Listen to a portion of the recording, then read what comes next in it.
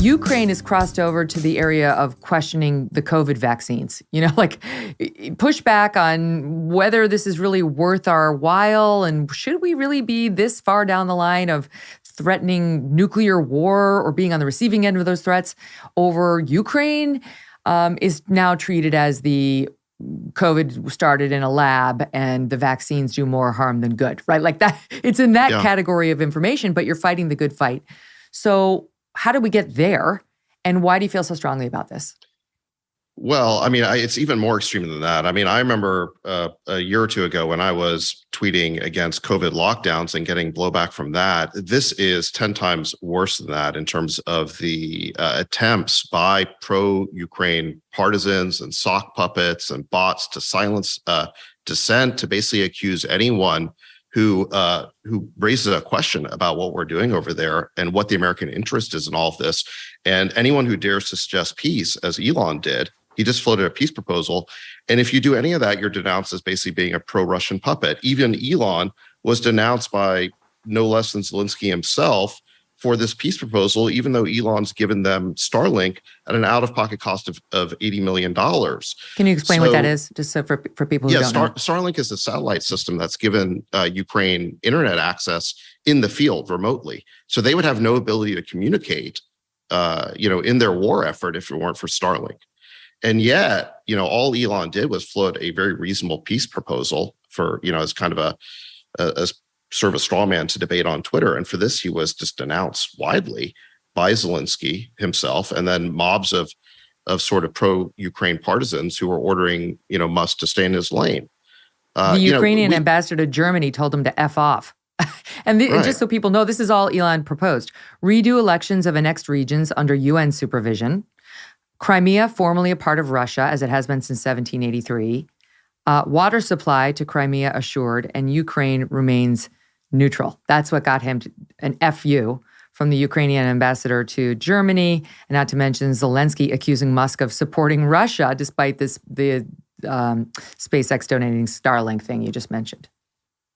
Right. I mean, so basically what's happening here is that the pro-war faction, these sort of super hawkish war hawks and Ukrainian partisans, are using woke cancellation tactics to basically try and shape our public discourse on this issue. And they're basically demonizing anyone who supports any reasonable diplomatic solution as being pro-Russian. We're not pro-Russian. I have no interest in Russia. I'm sympathetic to the Ukrainian cause.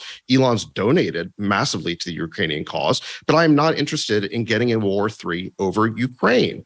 And the fact of the matter is that Ukraine is not our 51st state. It is not part of America. It is not even a treaty ally of America. We have no obligation to defend Ukraine. And we need to think about what is in our national interest, not just what's in Ukraine's national interest. We are a different country, and it is not in our interest to get into a direct shooting war with Russia that could lead to World War III. And if you merely state what I'm saying right now, you'll be roundly denounced by hordes of this sort of pro-Ukrainian online Twitter mob. And, you'll be smeared in the most extreme terms. In fact, there's an organized effort to do this. It's called NAFO, N-A-F-O. The name is the North Atlantic Fellows Organization or something like that. It's an online effort to basically go around the internet and basically attack anyone who expresses any of the concerns that I do about this war. And this includes not just, again, Ukrainian partisans and bots and sock puppets, but also a congressman, Adam Kinzinger, who sort of unprovoked started attacking me, presumably because of my Jewish name. I don't really get it. And as it turns out, the founder of this NAFO effort was actually a neo-Nazi. So, Kinzinger should really think about who he's keeping company with in terms of this online organization that he has self-enlisted in and self-identified with. Let me explain what you're talking about. You tweeted out, if one of my companies told me that it had a 25% chance of going out of business, we would drop everything and focus on that. Intel analysts say there's a 25% chance of nuclear war, and Biden is in Oregon. And that was Leon Panetta who said that. He said it's between 20 and 25% chance now of nuclear war, which is significant. Yeah, and he's in Oregon having his ice cream. That's what happened. By the way, the president in Delaware this weekend, he gets back to the White House around noon today. Nothing else scheduled. Tomorrow, he makes remarks at one point on some lame thing. Nothing else scheduled. This is his whole week. Maybe he makes one appearance, nothing else scheduled. He is not working full-time on preventing this 25% of nuclear war. Then Kinzinger responds to you, must be a tough existence being so afraid. The Ukrainians started as the underdog, but still fought and now will win. Old Snowflake at David Sachs is trembling as he blames America for the invasion, #NAFO, which, as you point out, stands for North Atlantic Fellas Organization, supposedly an informal alliance of internet culture warriors, national security experts, and ordinary Twitter users who are trying to push back against Russian online disinformation. Or are they doing the bidding of some neo-Nazi? We report, you decide, but that's the fight to which you are referring. Yeah, exactly. So it's this really bizarre thing where now they have framed any concern about the destructive power of nuclear weapons as somehow being cowardice. Our entire philosophy during the Cold War, our doctrine that kept us safe for 45 years, was the principle of mutually assured destruction. We worked very hard to avoid a hot war with the Soviet Union that could escalate into World War III. And today, if you have that same concern, you are now denounced as a snowflake by this crying congressman. So look, I'm not ashamed to say that I am very concerned about the risk of escalating into World War III. That does not make me a coward. It makes me sane. And I don't really understand the insanity of this online mob that's formed to denounce anybody who is pushing back against the escalation of this war into nuclear use. Isn't Adam Kinzinger the one who was crying at the January 6th hearing? He was crying over it. Yes, that's what I'm referring to. But you're not allowed. Yeah, there he is. But you're not allowed to be concerned about nuclear war. Okay, so that's where we are. Meanwhile, there's an article by Jeremy Shapiro called "War on the Rocks," a national security website. He entitles it, "We Are on a Path to Nuclear War." This is the former director of research at the European Council on Foreign Relations. He's at the Brookings Institution, which is a left-wing organization, but he served in the U.S. State Department under Obama. And even Rich Lowry wrote a column about this op-ed, which is somewhat scary. Now, this is a guy on the left. The left now is sort of marching in lockstep for the most part behind Biden and his interventionist policies. So it's interesting this guy should stand up and say, hold on, stop it. And he lays it out in great detail how this has become a proxy war between Washington and Moscow, which, that's scary in and of itself, and says we're locked in an escalatory cycle that will eventually bring these two countries into direct conflict and then go nuclear.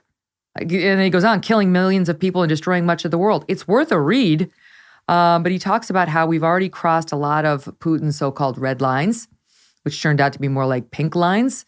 But at some point, Putin's actually going to mean it, and then it's off to the races. And it's a scary thing to have that kind of a showdown between two huge nuclear powers. And he lays out exactly how it will escalate, what the next steps will be, and who the diplomats will be. And David Sachs, I thought this played perfectly into what you tweeted out, which I wrote on my notes. Yes, in all block letters, yes. You write, here's why we're in a pickle.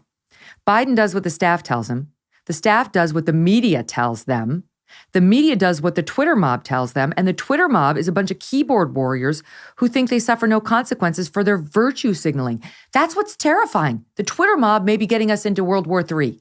Yeah, I call it woke war 3 because, again, you have this woke virtue signaling phenomenon where everybody is playing this game to be more pure than the next person. And the way that you win this sort of purity contest is by expressing more and more unqualified and unlimited support for Ukraine, no matter what the consequences are.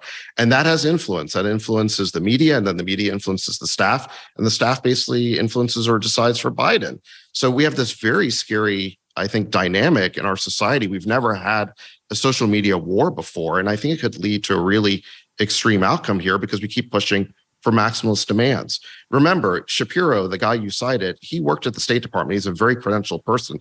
Leon Panetta, who's citing a 25% risk of nuclear war, was the former director of Central Intelligence and a defense secretary under, I believe, Bill Clinton. So these are people who know what they're talking about. We face a very serious risk here. This is not just me making it up. This is what I'm concerned about. But what I don't see happening in response to this risk is anybody saying, stop, let's reappraise the situation. Let's evaluate how we got here, and let's work to find a diplomatic solution so we can step back from this brink. Friedberg, what about the economic consequences of Ukraine? Because you heard David Sachs earlier say this is going to play into our economic numbers. But before it really starts to do a number on ours, it's going to affect our friends in Europe who are dealing with this Ukraine war as well. And there are a lot of predictions that it's going to shake their support because the Europeans are facing a rough winter, given all the sanctions that we've placed on Russia, who supplies a lot of the European oil.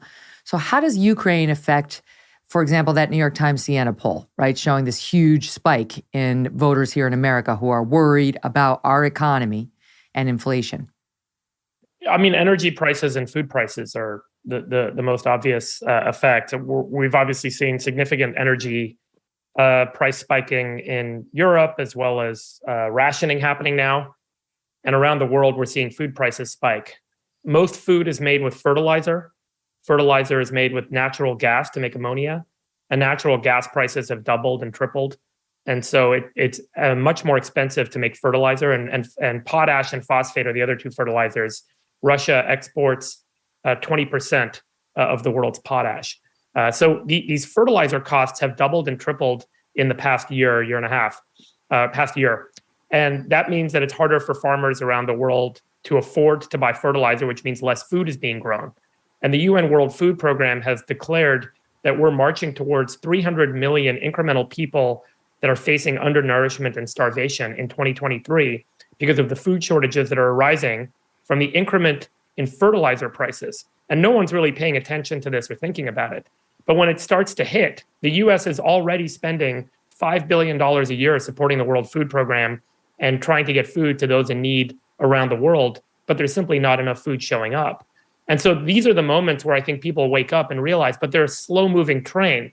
And it's much easier to have the fast-moving conversation about moral superiority and who's right and who's wrong on the moral bandwagon than it is to take a look in the mirror and realizing that 300 million incremental people are about to go starving. That's an increase of over 50% of the starving people in the world, by the way.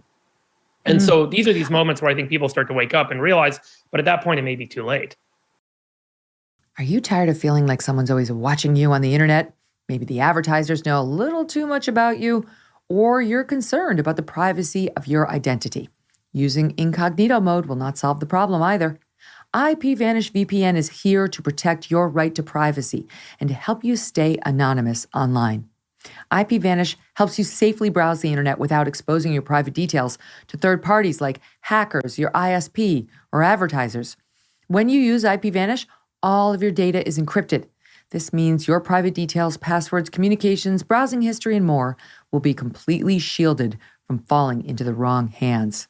Even your physical location will be hidden.